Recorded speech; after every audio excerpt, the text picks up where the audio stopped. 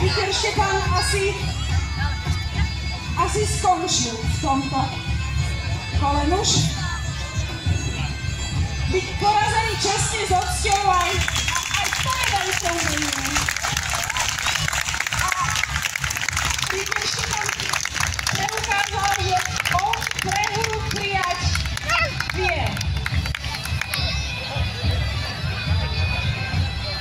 Už teda ďalší páni chystajú sa a do boja sa stroja. Po pozdrave tiež zakúsia tvrdosť tohto boja. Vladimír už na kolbisko kráča odhodlane, by s Michalom v ľutom boji skrížil svoje zbrane. Ale však na začiatok pozdraví. Rytier Michal a jeho heslo Česť a sláva! Rytier Vladimír udatnému prekážky výzvou! Najskôr pozdrav a potom boj!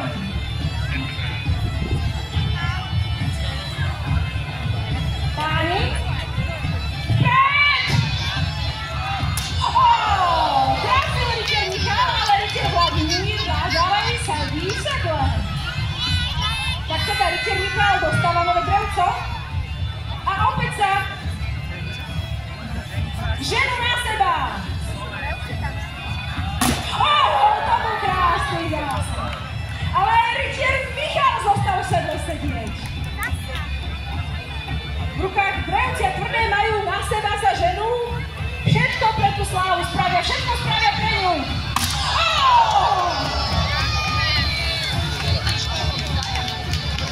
A zdá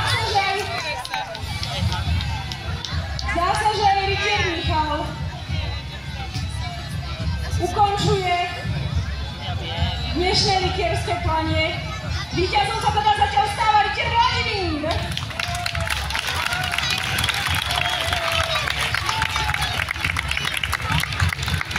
Po svete to už tak chodí a často sa tak stáva, že z bojov čestne ukončených tiež pramení sláva. Nuž, dve kola bojov mužných za nami sú práve. Víťaza celkového nepoznáme stále. Drevcia praštia, triesky letia na svetové strany. Strachom nám tu obvievajú urodzené dámy, ale predsa, ako jazdcom guráž a česť káže, neodídu z tohto boja len tak, bez guráže. No tak páni, hor sa teda do finále. Utrite si z tvári znoj. Po pozdrave a vzdanie úcty finálny sa začne boj. Rytier Martin s jednorožcom, víťaz kola prvého.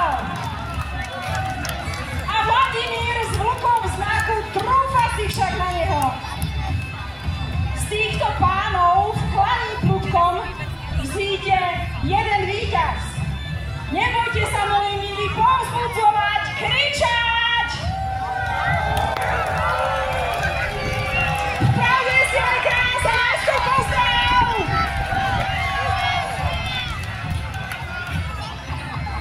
A teraz páni a diváci, začínajú sa finálne súboje, tak teda vyberte si a povzbudzujte!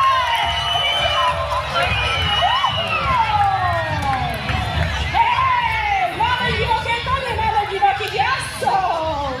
Toto sa nám dávno nestalo, ako hovoríme už v stredoveku, ak nie je rozbitá spomínna bariéra, nebol to dobrý turnaj. Čiže náš turnaj je skvelý.